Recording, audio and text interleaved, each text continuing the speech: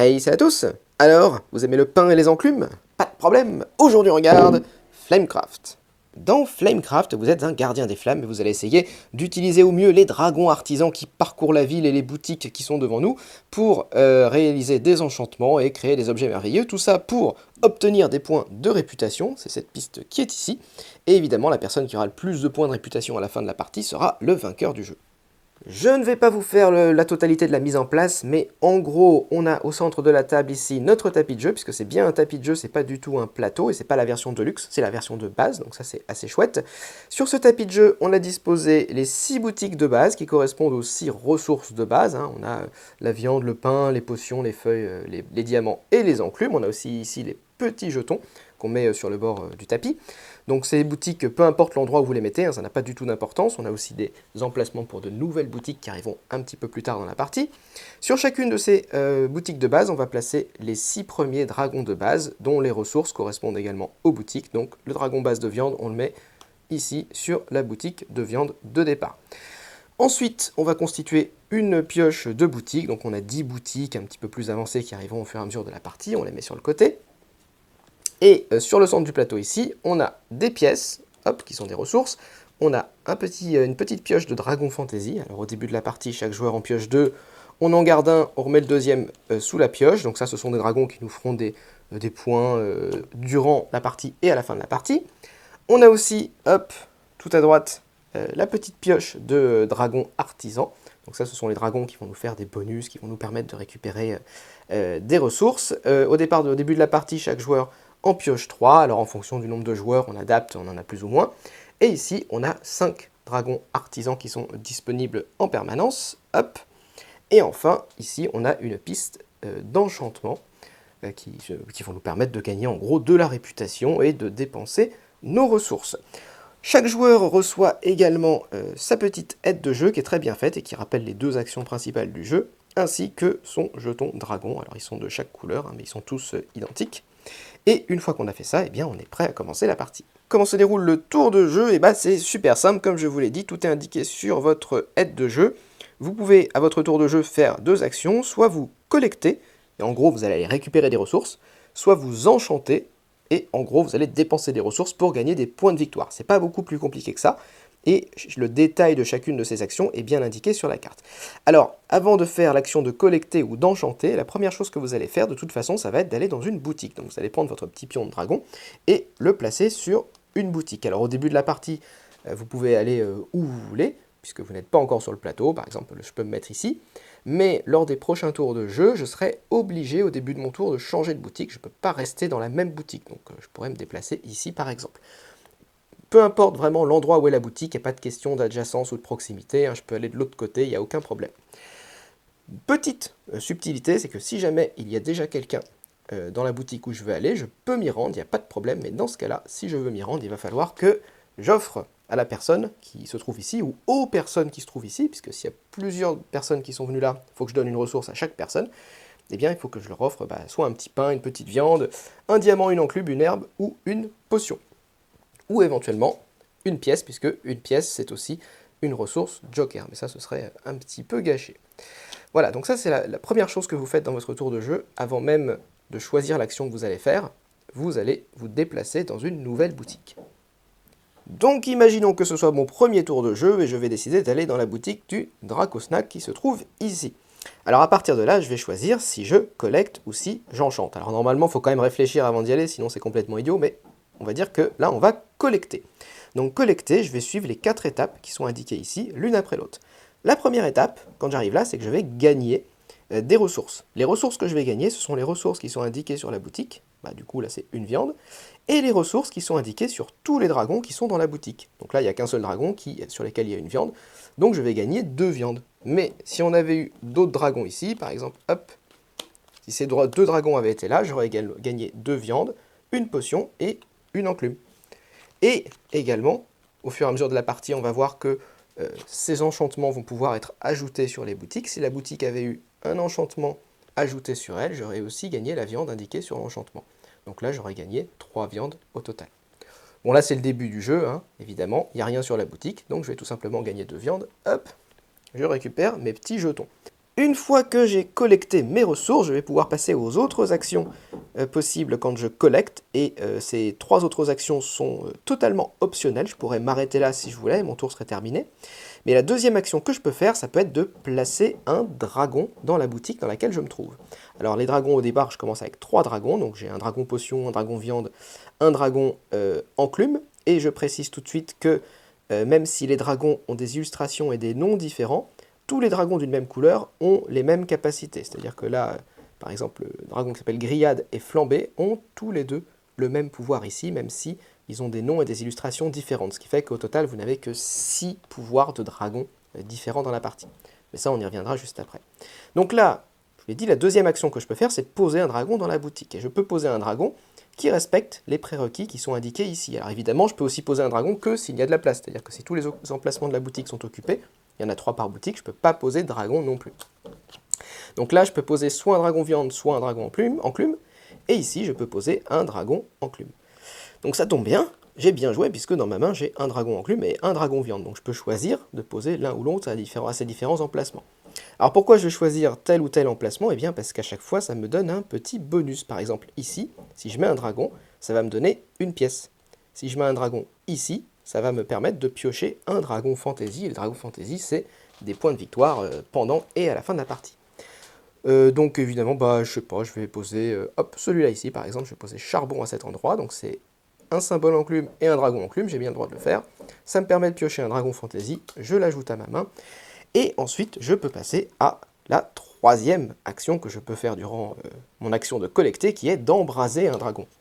Embraser un dragon, ça veut tout simplement dire utiliser le pouvoir spécial qui est indiqué sur le dragon. Et comme je vous le disais, il n'y a que 6 couleurs de dragon, et donc il n'y a que 6 pouvoirs spéciaux qu'on va pouvoir utiliser durant la partie. Alors on va les regarder tout de suite, comme ça ce sera fait. D'abord, les dragons enclumes, eux, vous permettent de gagner 2 fois une denrée qui est présente sur la boutique, soit parce que c'est la couleur de la boutique, enfin la denrée de la boutique, soit parce qu'elle est présente sur un des dragons. Par exemple, là où je suis, si j'active charbon, le dragon avec l'enclume, je peux gagner soit de la viande, puisque c'est présent sur la boutique et sur un dragon, soit des enclumes qui sont présentes ici également sur un dragon, et je peux en gagner 2. Donc là, je pourrais tout à fait encore gagner 2 viandes, plus les 2 viandes que j'ai gagnées en venant sur la boutique, ça me fait déjà 4 viandes. Ensuite, on a les dragons diamants, eux permettent de gagner 3 denrées différentes. Je prends ce que je veux, je pourrais prendre, je sais pas, un pain, un diamant et une potion, et je les ajoute dans ma réserve, tout simplement. Les dragons peints, eux, vous permettent de piocher un nouveau dragon. Alors pour piocher les dragons, on peut piocher, dans le parc qui est ici, on peut piocher soit un des 5 dragons qui est face visible, soit, si ça ne nous plaît pas, on peut piocher le premier de la pioche. Tout simplement. Ensuite, on a les dragons herbes. Alors les dragons herbes, eux, vous permettent de donner une denrée à un autre joueur, n'importe quel autre joueur. Par exemple, à tel joueur, je lui donne une viande. Et ça me fait immédiatement 2 points de réputation. Et j'avance mon marqueur sur la piste de réputation. Les dragons rouges, eux, vous permettent de placer immédiatement un autre dragon en ville, où vous voulez, en respectant les conditions de placement. Par exemple, là, si j'active le pouvoir de grillade ici, je peux très bien placer, et que j'ai hot dog en main, eh bien je peux placer hot dog dans cette autre boutique qui est ici, même si je n'y suis pas, et je gagne immédiatement le bonus de placement de l'endroit où j'ai mis mon nouveau dragon. Par contre, évidemment, le dragon vient de ma main, donc au bout d'un moment, vous avez de moins en moins de dragons, donc vous ne pouvez pas faire ça tout le temps. Et enfin, le dernier type de dragon, c'est les potions, les violets. Donc les potions, vous pouvez, eux, les échanger avec un autre dragon qui est dans la ville, et appliquer le pouvoir de cet autre dragon. Donc en gros, c'est un petit peu un espèce de dragon joker quelque part. Puisque vous pouvez prendre n'importe quel autre dragon, et au moment où vous les échangez, vous n'avez pas besoin de respecter les prérequis de placement. Donc c'est quand même assez pratique. Donc je reviens à mon cas de départ. Imaginons que j'active le pouvoir de charbon et que je prenne effectivement les 2 viandes auxquelles il me donne droit. J'aurais pu prendre 2 enclumes, mais bon, allez, pourquoi pas 2 viandes. Ensuite, je peux passer à la 4e action que je peux faire lorsque je collecte, qui est d'appliquer le pouvoir de la boutique. Alors il se trouve que dans les 6 boutiques de base, elles n'ont aucun pouvoir. Donc vous n'allez pas pouvoir faire la capacité de la boutique, mais dans les boutiques qui vont arriver un petit peu plus tard dans la partie, chacune d'entre elles a un pouvoir qui est indiqué dessus, et c'est à ce moment-là que vous pourrez éventuellement appliquer le pouvoir qui est indiqué sur la boutique. Une fois que j'ai terminé toutes mes actions obligatoires et facultatives, mon tour de jeu est terminé, c'est au prochain joueur de jouer. Alors attention, il y a des petites subtilités. Si jamais, durant mon tour de jeu, j'ai complété une boutique, c'est-à-dire qu'il y a 3 dragons sur la boutique. On a pioché une nouvelle boutique qu'on place sur un emplacement, n'importe lequel, encore une fois ça n'a aucune importance, et cet emplacement, cette nouvelle boutique, on va la retourner uniquement à la fin de mon tour de jeu. Donc même si j'ai mis 3 dragons au début de mon tour, je ne saurais pas ce qu'est cette nouvelle boutique et je ne pourrais pas faire d'action en conséquence, ça va bénéficier uniquement aux joueurs d'après. Donc à ce moment-là, on révèle la nouvelle boutique, hop, qui s'ouvre, et les autres joueurs vont pouvoir s'y rendre. À la fin du tour, on vérifie également si on n'a pas plus de 7 ressources d'un même type en main, et si on n'a pas plus de 6 dragons artisans dans nos mains. Si vous dépassez, eh bien, vous devez défausser soit des dragons, soit des ressources à la fin de votre tour. Alors la partie se poursuit de cette manière, chacun joue son tour de jeu, on collecte des ressources, on active des pouvoirs, on est content. Au bout d'un moment, on va quand même avoir pas mal de ressources, et il va falloir les dépenser. C'est là qu'on va faire la deuxième action possible. Après collecter, on va faire enchanter. Alors comment ça se passe? Au début de votre tour, comme d'habitude, vous allez prendre votre dragon et aller sur une nouvelle boutique. Et là, je vais aller sur cette boutique ici, dans la petite boulangerie. Et ensuite, je vais décider d'enchanter. Alors quand j'enchante, je vais gagner aucune ressource, je vais dépenser les ressources, et je vais devoir aller choisir un enchantement qui se trouve parmi ceux qui sont disponibles ici, dont le symbole qui est en haut à gauche, juste là, correspond à la boutique dans laquelle je suis. Donc là, je suis venu ici parce que l'enchantement que je visais, c'était le jubilé féerique, avec la tranche de pain.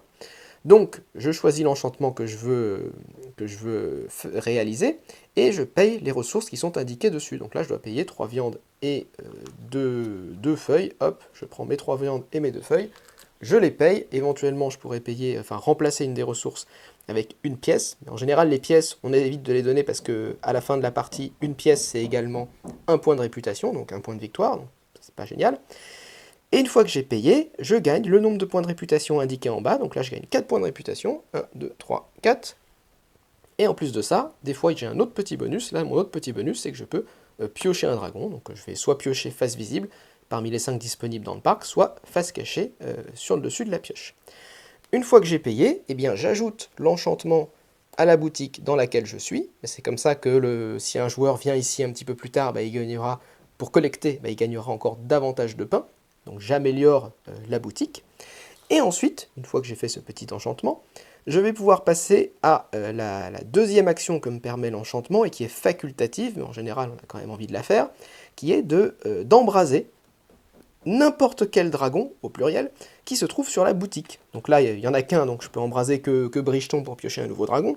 Mais si on avait eu d'autres dragons présents sur la boutique, au moment où j'enchante cette boutique, eh bien je pourrais embraser chacun des dragons présents dans l'ordre de mon choix, c'est-à-dire que je peux réaliser la capacité spéciale de chacun des dragons qui se trouvent ici au moment où j'enchante la boutique. Et ça, c'est hyper intéressant. À la fin du tour où j'ai réalisé un enchantement, bien sûr, on pioche un nouvel enchantement pour remplacer celui qui a été récupéré, et c'est au prochain joueur de jouer. Et on n'a pas encore parlé des dragons fantasy. Alors les dragons fantasy, il y en a de 2 types. Il y a les dragons avec un petit symbole de soleil, c'est des dragons solaires, et des dragons avec un petit symbole de lune qui sont des dragons lunaires. Alors les dragons solaires, ce sont des dragons que vous allez pouvoir utiliser durant la partie, à votre tour de jeu, n'importe quand durant votre tour de jeu, et qui vont pouvoir vous faire des points de victoire. En général, il va falloir payer des ressources pour gagner des points de victoire. Par exemple ici, Clair Obscur vous permet de payer 5 potions pour gagner 3 points de victoire, enfin 3 points de réputation, et 2 sous. Donc ça, vous pouvez le faire quand vous voulez si vous avez 5 potions. Une fois que vous l'avez utilisé, il reste devant vous, mais vous ne pouvez pas l'utiliser une deuxième fois.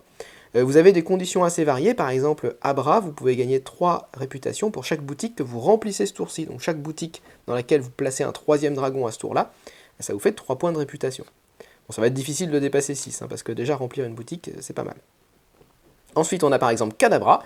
Là, c'est chaque dragon que vous pourriez embraser à ce tour et que vous n'embrasez pas, vous rapporte 2 points de victoire. Donc par exemple, si là, quand je suis venu enchanter cette boutique, si je choisis de n'embraser aucun des dragons qui se trouvent ici, donc j'utilise pas leur pouvoir spécial, eh bien à la place, ça peut me faire 6 points de victoire si j'utilise ce dragon-là. Donc ça, c'est assez intéressant, les dragons fantasy solaires.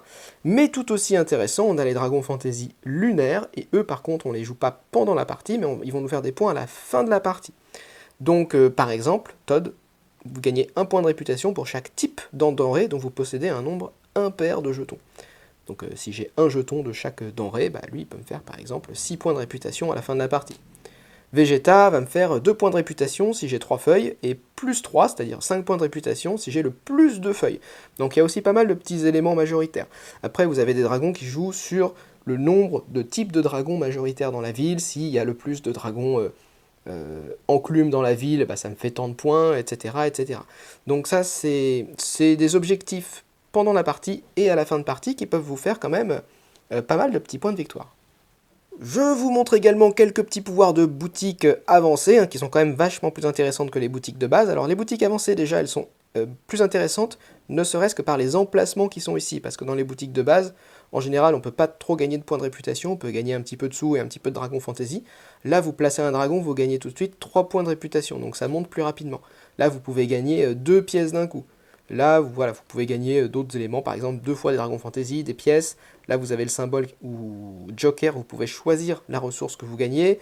Ici, vous voyez que la ressource est même une pièce quand vous venez ici. Donc c'est assez varié sur ces boutiques. Et les pouvoirs que vous avez dessus sont aussi assez sympas et jouent assez fréquemment avec les pièces. Donc c'est un élément assez important des boutiques avancées. Par exemple, ici, vous jouez à pile ou face. Et si vous lancez une pièce, si vous faites face, vous piochez un dragon normal, un dragon artisan. Donc les dragons comme ça. Et si vous faites pile, eh bien vous piochez un dragon fantasy, comme celui-là. Et ensuite, vous pouvez payer une pièce pour lancer à nouveau à pile ou face et regagner encore un dragon. Donc ça, c'est des choses assez puissantes. Ou par exemple, là, les trésors défendus, vous pouvez payer une pièce pour gagner 4 points de réputation, c'est énorme. Et ensuite, vous pouvez offrir une pièce à quelqu'un pour gagner encore 4 points de réputation. Donc là, en venant ici, si vous avez 2 pièces, eh bien vous pouvez gagner jusqu'à 8 points de réputation. Et en plus, en plaçant un dragon sur cette boutique, vous gagnez déjà 2 pièces. Donc juste venir ici et passer un tour là à dépenser les pièces que vous venez de gagner, ça vous fait 8 points de réputation, ce qui est quand même extrêmement intéressant. Voilà, donc après vous en avez plein, vous pouvez placer un dragon en ignorant les symboles et vous gagnez la récompense plus 2 pièces, etc. Là vous piochez 2 dragons fantasy, vous en gardez un et vous pouvez le donner l'autre à un autre joueur et pour gagner 4 points de réputation. Donc en plus vous avez une interaction avec les autres joueurs, mais qui ne va pas être une interaction négative, c'est-à-dire que plus vous allez avoir de bonus pour vous, plus vous allez donner d'éléments aux autres joueurs. C'est comme les dragons herbes qui vous permettent de gagner de la réputation en offrant des denrées à d'autres joueurs. Les boutiques, ça va souvent être ça, c'est tu peux gagner ça, mais il faut que tu donnes un petit peu à un autre joueur en compensation. Donc en général, ça vaut le coup quand même de donner des éléments à un autre joueur, mais ça permet aussi, c'est une espèce de mécanique de rattrapage qui est assez sympa, puisque vous donnez, évidemment, vous donnez au joueur qui est le moins avancé, ce qui fait que ça lui permet de revenir un petit peu dans la course. La fin de la partie va se déclencher de 2 manières, soit lorsque la pioche des enchantements ici est épuisée, c'est-à-dire quand on pioche la dernière carte ou qu'on révèle la dernière carte de ce paquet, soit quand la pioche des dragons ici est épuisée. En général, c'est plutôt la pioche des dragons qui s'épuise en premier, donc c'est-à-dire soit lorsqu'on pioche la dernière carte ou lorsqu'elle est révélée. À ce moment-là, chaque joueur joue encore un dernier tour de jeu, y compris la personne qui a déclenché la fin de la partie, et après on compte les points. Et les points que vous avez, c'est d'abord les points de la piste de réputation qui est ici. Ensuite, vous avez les points avec les pièces, puisque chaque pièce c'est un point à la fin de la partie. Et ensuite, vous avez les points éventuellement offerts par vos dragons lunaires. Donc vous additionnez tous ces points-là, donc les dragons solaires, oui, lunaires, pardon, puisque les solaires, vous les avez pendant la partie. Donc vous regardez les dragons lunaires, vous additionnez tout ça, et le joueur qui a le plus de réputation remporte la partie. Vous avez également une petite variante dans le jeu qui sont les dragons compagnons. Alors si vous souhaitez au début de la partie, chaque joueur récupère un de ces dragons compagnons et ça va vous faire une capacité spéciale que vous pouvez utiliser une fois dans la partie. C'est un petit changement qui n'est pas énorme mais ça rajoute un petit côté stratégique. Par exemple Peter, quand vous révélez des boutiques, vous pouvez aller dans la boutique que vous avez révélée et jouer un nouveau tour. Donc vous profitez tout de suite de la boutique que vous venez de révéler. Par contre, encore une fois, c'est qu'une seule fois par partie. Riche par exemple, au départ vous gagnez déjà une pièce, et puis pendant la partie, pour chaque pièce que vous avez dans votre réserve, vous pouvez gagner 2 denrées. Encore une fois, qu'une seule fois dans la partie, mais ça peut être sympa d'aller jusqu'à 18 denrées si vous avez 9 pièces devant vous, ça peut être assez puissant. Donc voilà, vous avez plein de petits compagnons assez sympas qui vous permettent de varier vos parties. Et vous avez également, là je vous ai montré les enchantements avec le paquet violet, mais vous avez également un paquet doré avec des enchantements qui sont un petit peu différents, les prérequis sont un chouïa différents, et ce que vous gagnez est aussi un petit peu plus varié. Dans le paquet de base violet qui vous conseille d'utiliser pour vos premières parties, vous gagnez surtout de la réputation et des dragons, Et là-dessus, vous pouvez gagner de la réputation, des dragons, mais aussi des dragons fantasy, des pièces. Voilà, c'est un petit peu plus varié, les prérequis sont un peu différents. C'est pas plus compliqué, c'est juste, ça renouvelle un petit peu vos parties. Et puis là, je vous ai montré quelques boutiques qu'il y avait dans le jeu de base, mais il faut savoir qu'il y a quand même, hop, je les attrape, tchouk. Donc là, vous avez les boutiques qui vont être utilisées pour la partie, c'est à peu près une dizaine de boutiques à comprendre, et celles que je n'ai pas utilisées, voilà, il y en a à peu près le double, donc vous avez voilà, une trentaine de boutiques et vous en utilisez une dizaine à chaque partie, qui vont en plus arriver dans un ordre différent et qui vont se mélanger et comboter plus ou moins bien avec les pouvoirs de dragon et les pouvoirs des autres boutiques et avec la situation présente. Donc ça vous fait quand même un sacré renouvellement aux parties. Boum! Et c'est tout pour Flamecraft. Alors Flamecraft, c'est un jeu qui à la base est un Kickstarter, qui ensuite a eu sa version boutique. Alors si vous regardez le Kickstarter, vous avez tout un tas de trucs de luxe avec des jetons peints en forme de pain, etc. Et puis des petites figurines pour les dragons. Mais bon, il faut dire quand même que la version de base ici, pour à peu près 31-32 euros, franchement, on n'est pas volé, c'est vraiment très chouette. On a le petit tapis de jeu, alors qu'il soit tout en longueur, c'est pas forcément le plus pratique, mais bon, ça, c'est encore autre chose. Mais sur le visuel, c'est quand même très agréable, le matériel est correct, les cartes sont de bonne qualité, les illustrations sont toutes différentes sur les dragons. Enfin, au niveau du matériel, franchement, c'est vraiment plutôt bien fait. La règle est à peu près correcte. Alors, ce qui est embêtant, c'est que comme vous avez pas mal de petits pouvoirs de boutique et de pouvoirs de dragon fantasy, ils ont mis un espèce de glossaire mais qui n'est pas toujours hyper clair. On a eu quelques petites questions sur certaines cartes qui étaient, bon, qu'on a résolues en se disant, bon, ça doit être comme ça, mais c'est pas... Voilà, il y a peut-être quelques petites imprécisions dans les règles, si je pouvais critiquer ce point de vue-là. Ensuite, sur la mécanique, le jeu est hyper simple, et bon, vous le voyez tout de suite, hein, deux actions, soit vous récupérez des ressources, soit vous dépensez les ressources. En gros, c'est ça. Après, il y a les petits pouvoirs de dragon, les petits pouvoirs de boutique. Voilà, il faut s'adapter, mais c'est vraiment un jeu extrêmement accessible. Et déjà l'aide de jeu en plus récapitule absolument toutes les règles. Donc même si vous avez oublié, là sur les deux faces, ici vous avez les pouvoirs des dragons, ici vous avez les tours de jeu. C'est hyper simple et c'est vraiment facile pour un nouveau joueur et même un joueur qui n'est pas forcément très aguerri de se lancer dans ce type de jeu.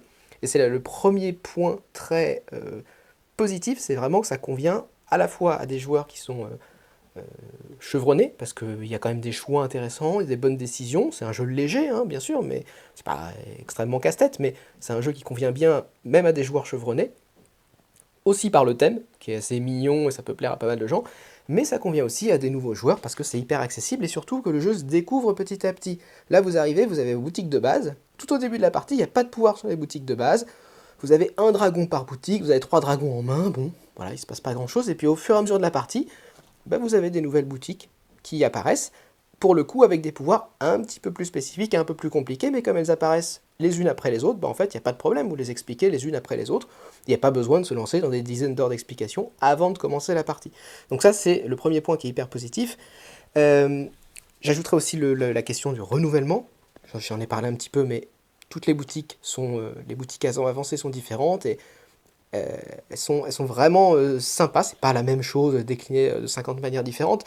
Les dragons fantasy sont assez différents, alors là pour le coup c'est quand même des fois un petit peu la même chose déclinée sur sur les questions de majorité, c'est un peu avoir le plus de pain, avoir le plus de diamants, avoir le plus d'enclumes, plus de viande, plus d'herbes, etc. Donc c'est un petit peu décliné, c'est un petit peu moins varié sur les dragons fantasy, mais il y a quand même une certaine variété. Et puis les enchantements, vous avez 2 paquets, alors c'est peut-être l'élément le moins varié du jeu, mais bon, ça reste assez sympa. Et les 6 pouvoirs de base des dragons sont largement suffisants. Il y a peut-être des gens qui pourraient râler en se disant, bon, ça aurait été bien que chaque dragon ait son propre pouvoir, mais en même temps, c'est aussi ce qui fait que le jeu est très accessible et très agréable, c'est qu'on prend tout de suite en main les choses, parce qu'on se dit, bah ok, le pouvoir des dragons viande, c'est ça, et après, on se pose pas plus de questions, et ça reste très facile. Au-delà de ça, le jeu est quand même plus subtil qu'il n'y paraît. Et je vais vous donner, allez, 2 exemples. Alors déjà sur les points de victoire, bien sûr, on se dit, bon, je récupère des ressources, je les dépense pour me faire des points de réputation. Oui, mais c'est pas la seule manière de se faire des points de réputation. Comme je vous l'ai dit, les pièces, c'est quand même des points de réputation à la fin. Alors c'est pas la majorité de vos points de réputation, mais sur une partie serrée, si vous avez 6 ou 7 pièces, ça fait 6 ou 7 points d'écart, c'est quand même pas mal. La partie qui se joue en 50, 60, 70 points, ça fait presque 10% de vos points en pièces, donc ça peut être intéressant. C'est la même chose avec les dragons herbes. qui vous permettent de gagner des points en offrant des ressources à d'autres personnes. Il suffit que vous combotiez bien et que vous arriviez à un endroit où il y a 3 dragons herbes, vous offrez 3 ressources, vous faites 6 points d'un coup. Ça, vous le faites plusieurs fois dans la partie. Ça peut très vite monter, encore une fois, 6 points, ça peut être presque 10% des points que vous allez avoir durant la partie. De la même manière, là aussi, les boutiques, hop, si je viens sur cette boutique et que je viens ici, je vois tout de suite que ça peut me faire pas mal de points de victoire si je me place sur ces différents emplacements. Et donc ça, c'est intéressant parce qu'il y a plusieurs chemins vers la victoire. C'est pas uniquement je récupère des ressources et je les échange contre des enchantements. Alors bien sûr, c'est une des principales sources de points, mais c'est pas l'unique source de points, et c'est bien de panacher de manière astucieuse. Et pareil, ah oui, les dragons, alors c'est un petit peu plus hasardeux parce que vous savez pas ce que vous allez piocher, mais il y a des dragons fantasy qui peuvent vous faire 5-6 points facilement avec des conditions qui sont pas trop complexes à réunir. Il y en a d'autres qui sont un petit peu plus difficiles, mais si vous avez certains dragons fantasy dès le début de la partie et que vous orientez un petit peu votre jeu vers ça, vous pouvez avoir 10-12 points pareil en fin de partie assez facilement avec ces dragons. Donc ça c'est vraiment intéressant, c'est que même en étant hyper accessible, vous avez plein de petites décisions à prendre et plein de petits éléments qui vous permettent de marquer des points. Et enfin, donc les points positifs, c'était très simple, c'est plus subtil qu'il n'y paraît, il y a quand même un bon renouvellement. La quatrième point positif pour moi sur ce jeu, c'est que l'interaction semble limitée, mais en fait il y a quand même une bonne interaction entre les joueurs. Alors même il n'y aurait pas d'interaction, ça me dérange pas plus que ça, mais pour ceux qui pourraient s'en inquiéter, au-delà du fait qu'il faut donner une ressource à quelqu'un si on va sur la même boutique que lui, comme je vous l'ai dit, le fait qu'il y ait plein de petits éléments qui nous encouragent à donner une ressource, donner une pièce, donner ceci à telle ou telle personne, on est obligé de regarder ce que font les autres pour se dire, tiens, lui il est un petit peu en retard, je vais lui donner quelque chose parce que ça ne sera pas pénalisant pour moi, ou alors de dire, tiens, cette ressource, lui, il n'en a pas besoin parce qu'il ne vise pas ça. Les enchantements, c'est quand même un petit peu une course, hein. Si vous visez tel ou tel enchantement, si vous voyez qu'une autre personne prend plein de pain, dites, merde, il va peut-être me shipper cet enchantement-là, donc il va falloir que je me dépêche d'aller le récupérer avant qu'il le fasse. Donc vous pouvez quand même ou pareil, même sur les emplacements aussi des boutiques, s'il y a un emplacement qui vous intéresse et que vous jouez à 3 ou 4 joueurs, quand le tour de jeu revient à vous, vous n'êtes pas sûr que cet emplacement soit encore disponible, donc il faut vous dépêcher d'aller le récupérer. Donc par ce jeu de blocage, en fait, il y a quand même une certaine interaction entre les joueurs, il faut regarder quels sont les intérêts des uns et des autres, et essayer de deviner un petit peu l'endroit où ils vont aller. Il n'y a pas une interaction qui est très violente, mais l'interaction est intéressante. Et enfin, dernier avantage, c'est que le jeu est quand même assez rapide, hein, avec une partie à 4 joueurs, avec les règles incluses. On a peut-être fait 1 heure et demie de partie, ce qui est plutôt avec des joueurs qui étaient vraiment assez novices pour certains. Donc c'est vraiment quelque chose d'assez sympa. Voilà. Donc c'est un petit peu tout ce que j'avais à dire sur Flamecraft. Comme vous l'avez compris, c'est plutôt un jeu que je recommande, qui est assez sympa. Facile, accessible, assez intuitif. C'est pas non plus mon jeu de l'année, mais c'est un jeu qui a quand même fait pas mal l'unanimité dans les groupes de joueurs avec lesquels je l'ai sorti, et je pense que je vais continuer à creuser. C'est vrai qu'au fur et à mesure des parties, on se rend compte qu'il y a quand même plus de subtilité qu'on imaginait dans les premières parties. Donc n'hésitez pas à mettre un commentaire, un petit pouce vers le haut, à vous abonner, et moi je vous retrouve la prochaine fois. Salut!